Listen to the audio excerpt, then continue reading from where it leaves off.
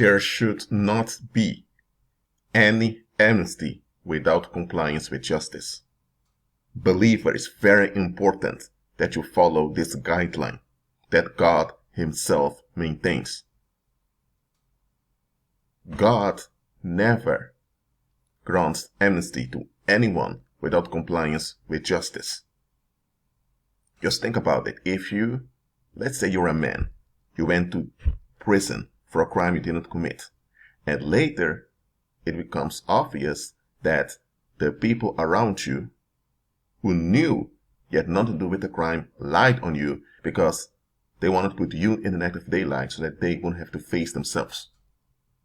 They wanted someone to be in a worse situation so they could feel better about themselves. That's what they did. And the local law enforcement knew this. They knew if they would let you free, sooner or later someone would attack you in that community. So, regarding your own safety, they put you in prison. Because there were many people turning on you for the mere fact that they wanted narcissistic relief. Let's say you spent 10 years behind bars for something you didn't do. You'll never get those 10 years back.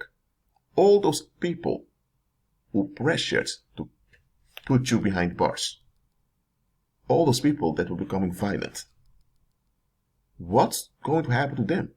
They're still around, they're still narcissistic, and they're still blackmailing. So let's say you are about to be released from jail. Would you return to that same community? No, you would go to another community. But look at this, those people who still hold on to their right to victimize you will keep holding you in bondage even though prison release you. But now let's say that those people are now embarrassed because of the news that comes out. They are exposed, but they don't want to deal with the consequences of what they did to you. There are business partners who want nothing to do with them anymore. Marriages are falling apart because the spouses now see who they're married to. So your deliverance from prison revealed a lot about many people that have a vested interest in keeping you in prison. But those people now don't want to face any consequences. They don't even want to change. They just want relief, and they don't care who it will cost.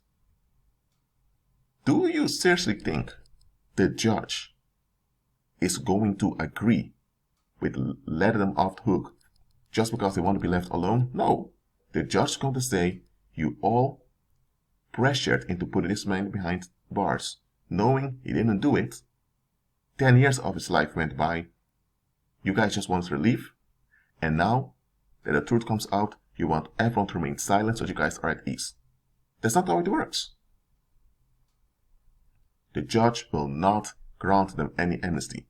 The judge will convict them for false charges, and they'll be the ones going behind bars, or they'll have to pay a huge fine.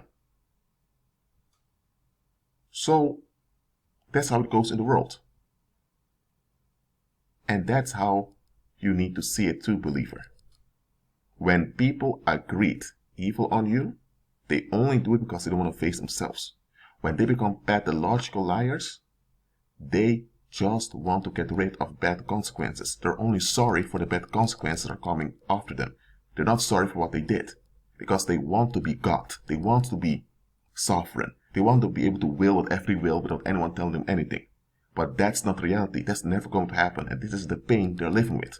Well, to be delivered from this pain and the destruction of this pain, they need to repent. They need to forsake this clinging onto sovereignty, which is nonsense anyway. They don't want to do it. So now they want validation for being this quote-unquote sovereign individual that they're not. That's why they need to agree evil on targets, because they need to have others in the negative daylight so they can feel better about themselves.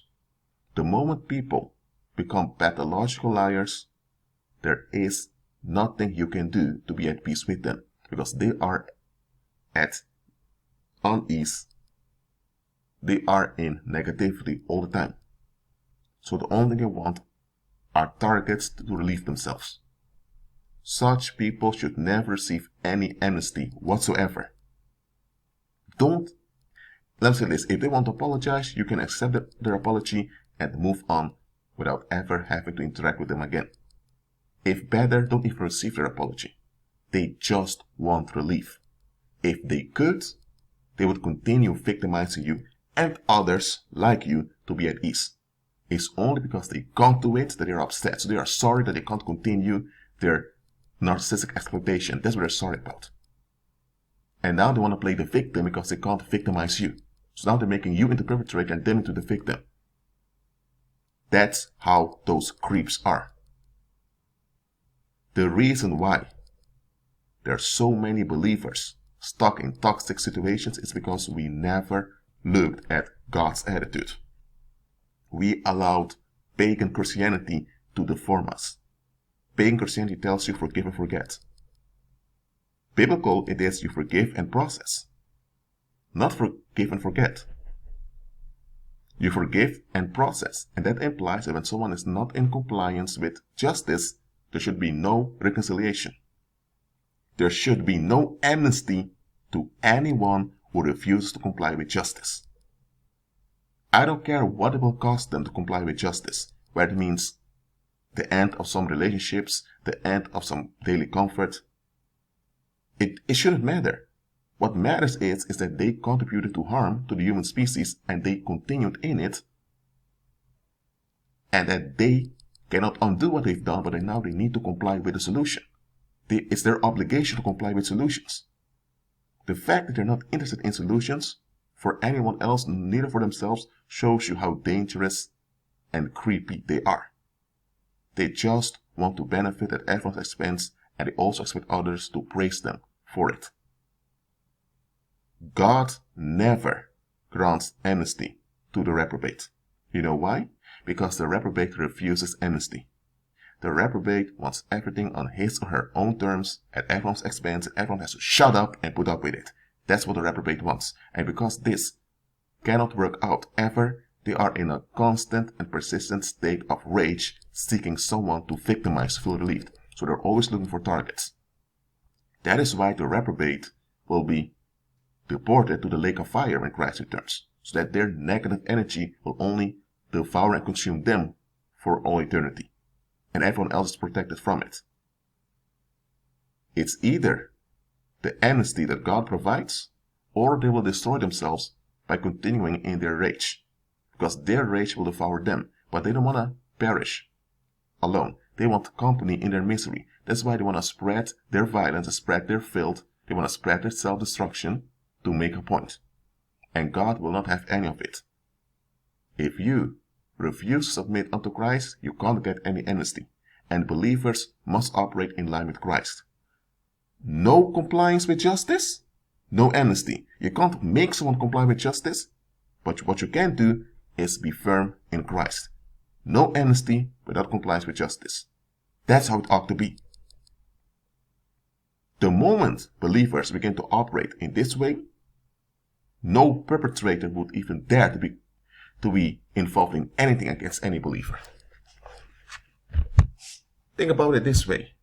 If you have a child molester who's been molesting children all day long, and suddenly he's arrested, and he wants to be left alone. He wants the police just to open the jail and let him go home, and he expects people just to leave him alone so they can just go to the supermarket and does his thing. Do you seriously think this is going to happen? No. People are going to say, hold on a minute, you've been molesting children, causing big harm to the community, and we just have to allow you to continue so that you are at ease? Because you have your reasons? Hell no! People will not take it. There is no pagan courthouse in the world that would allow a pedosexual to go free that has openly violated the community in such a grievous manner. And the perpetrator also shows no remorse, and he wants to continue and to be left alone. No pagan courthouse would agree with it, no matter how satanic those pagan courthouses are. They would realize, no, we can't allow this. If you have someone who's driving drunk all the time, causing accidents, even fatal accidents, they would arrest them, take away his driver's license, and they will force him to look for help. But they will not allow him to refuse help, but also retain his driver's license so so that he's able to go around and causing harm. They will not allow it. This whole forgive and forget thing is BS. It's dangerous. You should forgive and process. Which means that if someone's a reprobate, they are a reprobate. God will not grant any amnesty to the reprobate, because there's no amnesty possible for the reprobate. Amnesty implies that someone is restored in a harmonious and glorious state. This is not possible for the reprobate because they refuse to let go of their negative thinking. So no amnesty is possible for them anyway. It's not even possible for them to receive any amnesty because they're clinging on to destruction. So God made his offer. Well, actually, it's not an offer. God gave his command for everyone to become born again. It's both an offer and a command, because you have no right to refuse his offer, because that's the offer you're not allowed to refuse. That's salvation. The reprobate fights against salvation, and their fight against salvation destroys them. And that self-destruction will continue in the lake of fire. That's a reprobate. So there's no amnesty for them. The reprobate are not in the lake of fire yet. During this lifetime, as long as they're in their body, they will spread their filth. And they want to do it in an easy way without being challenged. So they will use blackmail, playing the victim, even pretending to be a born-again believer. They will do whatever they can to get away with spreading as much destruction and violence as possible. That is why believers must be in line with Christ. No amnesty for those that refuse to comply with justice. Does it mean we hate people? Does it mean we wish harm on people? No. We realize that there are self-destructive creeps out there who wish harm on everyone else because they never want to examine themselves. You have such dangerous creeps.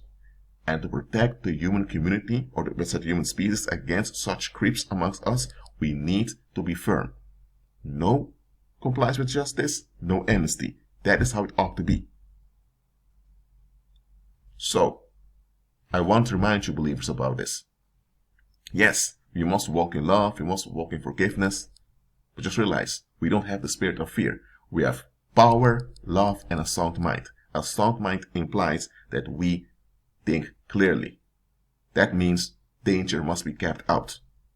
If someone is not willing to walk in love, we can't walk in love with such an individual. We can walk in love towards an individual, but if they are reprobate that persist in darkness, then we must shake the dust off our feet, and there will be no amnesty for them. Sometimes not even wise to pray for such individuals, because it will be a waste of your strength, a waste of your effort, I mean.